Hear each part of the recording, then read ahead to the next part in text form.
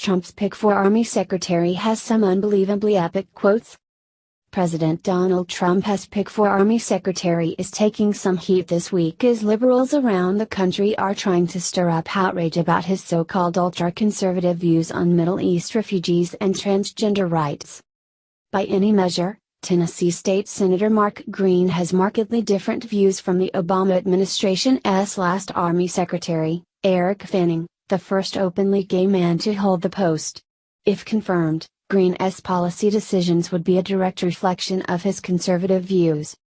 And those views are bringing a storm of liberal criticism in Green's direction, as the conservative Washington Examiner, the liberal Huffington Post, and other news outlets reported this week. The controversy stems from comments Green made to an online radio show last year about government being pressured to allow transgender people to use whatever bathroom they choose. Green said state governments can decide that issue individually. His reasoning is simple: to protect women and children from sexual predators who would abuse the laws. There are 300,000 rapes in the United States every year, Green stated, according to Examiner. To think that some young guy isn't going to take advantage of the system where we're going to allow guys to go into the bathroom? The women's bathroom? To think that it's not going to happen is just ridiculous. Green is a West Point graduate and former Army lieutenant colonel as well as a physician, and his beliefs are rooted in his Christian faith as well as his careers in medicine and the military. His beliefs are reportedly what the op-ed site Slate, another liberal bastion, believes that make him a dangerous figure. Citing the Bible's Romans 13, Green says that while it is the duty of citizens to submit to government laws, it is also the responsibility of the government to protect those citizens who do right and crush evil when it exists. The government exists to honor those people who live honorably, who do good things, to reward people who behave well, and to crush evil, he said, according to the Examiner. So that means as a state senator, my responsibility very clearly in Romans 13, is to create an environment where people who do right are rewarded and the people who do wrong are crushed. Evil is crushed. He intends to crush evil by opposing transgender rights and blocking Syrian refugees who pose a threat to American national security. I am going to protect women in their bathrooms, and I am going to protect our state against potential infiltration from the Syrian ISIS people in the refugee program, Green said. In reality, the joke, in this case, is on the liberal community. Obviously, the liberal Huffington Post considers Green's comments to be disqualifying, but that thinking is completely misdirected. While it is true that Green opposes transgender rights, he doesn't oppose them because he thinks transgenders are necessarily evil people. Green opposes the measures because there are evil people who will take advantage of these laws and victimize thousands of women and children. Green's statements have completely honorable justifications. As for his opposition to Syrian refugees and others from the region, this too is completely justified. The governments of the United States and the rest of the Western world are in a precarious position as they grapple with how to best preserve the security of their people while maintaining a welcoming mentality to those seeking asylum from oppression. Once again, while this gentleman is being excoriated for completely justifiable statements, the liberal community is taking what they want to hear and running with it.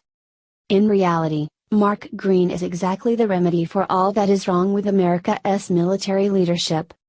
Share this on Facebook and Twitter to show your support for this much-needed voice in military leadership. What do you think of Trump's choice for Army Secretary? Scroll down to comment below. Finally, New York Times editor makes painful 3-word Trump confession. Poor research and inaccurate statements are all too known to reporters on the left. The New York Times, a liberal media outlet, took accountability for its defective reporting the other day. Times reporter, Jason Stallman, stated I'm an idiot in efforts to redeem himself from his careless news story. Via IJR. Stallman shared photos that made it look like the turnout for Donald Trump's Super Bowl victory event was less popular than Barack Obama's. The Twitter account of the New England Patriots posted various pictures that proved Stallman's report to be false. After proof was provided, the faulty New York Times reporter came clean about his mistake. In addition to admitting he was an idiot, he also said bad tweet by me. Terrible tweet. I wish I could say it's complicated, but no, this one is pretty straightforward. I'm an idiot. It was my idea, it was my execution, it was my blunder. I made a decision in about 4 minutes that clearly warranted much more time.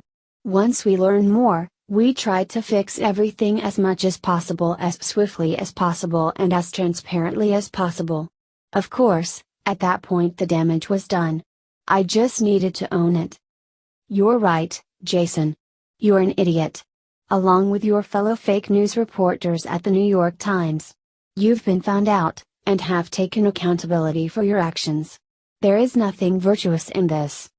People are praising the reporter by acknowledging his attempt to take accountability for his actions.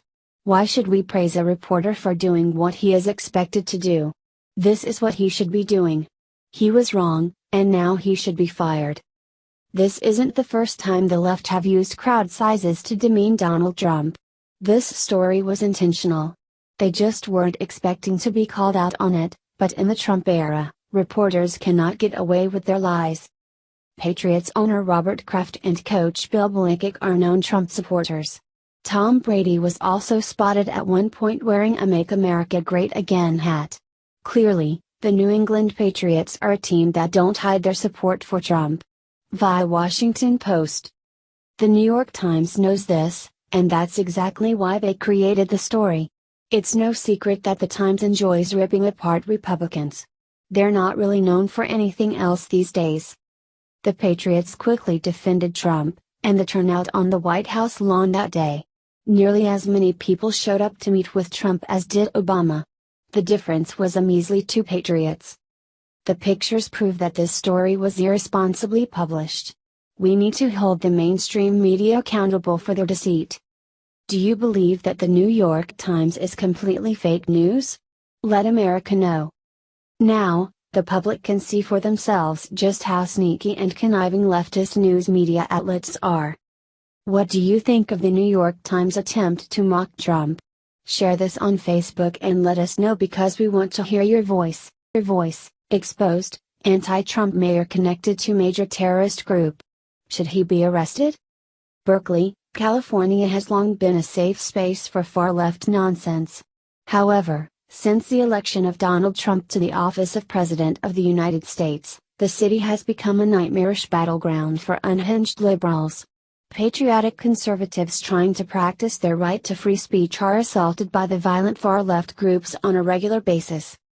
One of the main reasons for Berkeley's descent into chaos is the fact that the city's mayor, Jesse Arreguin, belongs to the far-left group By Any Means Necessary, or BAM. Via the Daily Caller. BAM, which takes its name from the anti-white radical, and former gay prostitute, Malcolm X, is closely allied with Antifa, the black masked thugs who have consistently initiated violence against pro-Trump crowds. Arreguin's use of political tactics might explain why the Berkeley Police Department has consistently stood by and done nothing as innocent people were struck, assaulted, and almost killed for exercising their right to free speech. Via W&D. Arreguin's connections to radical leftism may also explain why several conservative figures and their allies were arrested for less than criminal actions, such as approaching the unhinged leader of a Milo protest, Yvette Fulrica. Via We Are Change. Fortunately, the battle for Berkeley is entering a new phase. Following the January riot that forced Berkeley to cancel a planned talk by Milo Yiannopoulos, right-wingers have descended on Berkeley en masse, in order to beat the left at its own game. On March 4, 2017, a planned pro-Trump rally was defended by Kyle Chapman, aka Based Stickman, who thwarted Antifa abuse with physical force. On April 15, the Berkeley police again stood idle as Antifa protesters attacked right-wing demonstrators. Luckily, unlike politicians in Washington, the right-wing base is full of people with spines. One of them, Identity Evropa founder and former U.S. Marine Nathan Demigo, struck a gross Antifa goon nicknamed Moldalox. Moldalox has been revealed to be a porn star who bragged that she would bring back 100 Nazi scalps from the tax day protest. Via PJ Media. The upcoming speech by Ann Coulter in Berkeley is sure to draw more violence. This is a good thing, because the more the right keeps fighting back against left-wing terrorism, the weaker Antifa, and other groups funded by George Soros, will become. A more visible, and more visibly courageous right can win back the streets. This will go a long way towards further demoralizing the left. Next, we should remove our queen from office, officially label Antifa as a terrorist group, and start the process of re-examining the credibility of our tenured and untenured professors. Should Jesse Arguin be removed from office?